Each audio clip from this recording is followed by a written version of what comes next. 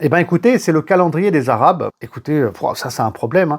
Le prophète, il est né en quelle année? L'année de l'éléphant. Oh, bon courage. Ça correspond à quoi? Bon courage. Il fallait attendre Mahmoud Pacha al-Falaki, un astronome égyptien qui a fait un travail fantastique pour dater, comment dire, la date de naissance du prophète sallallahu alayhi wa sallam par rapport au calendrier grégorien. Donc l'année de l'éléphant correspond donc à l'an 570, je crois, ou 571, hein, par rapport au calendrier grégorien.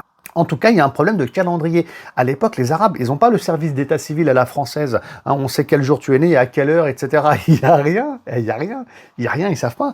T'es né quelle année? L'année de l'éléphant et toi? L'année de je ne sais pas quoi. Oh, oh, oh. Donc on ne sait pas. Les gens, ils ne savent pas précisément quel âge ils ont. Ce n'est pas dans leur culture que de compter le nombre d'années et de connaître son âge. Et là, vous allez me dire, non, mais n'importe quoi, on connaît l'âge du prophète, on connaît l'âge des compagnons. Calme-toi, calme-toi. Si tu penses ça, calme-toi. D'accord? La question des âges a été traitée par les experts après. D'accord? Quand l'islam devient une civilisation, ça commence très tôt, surtout avec Omar ibn al-Khattab, le deuxième calife de l'islam, avec le développement des sciences de l'islam. Très rapidement, bien sûr, après la mort du prophète sallallahu alayhi wa sallam, on se rend compte qu'il faut mettre les choses par écrit, il faut mettre un calendrier, il faut être précis dans les dates, etc. Donc c'est à partir de là que on va commencer à bien dater les choses. Et dès le début, il y aura des divergences. Hein. Rien que sur l'âge de Khadija, il y aura une divergence. Quel âge a Khadija quand elle se marie avec le prophète sallallahu alayhi wa sallam? On va retrouver beaucoup de traces dans les écrits des premiers siècles de l'islam.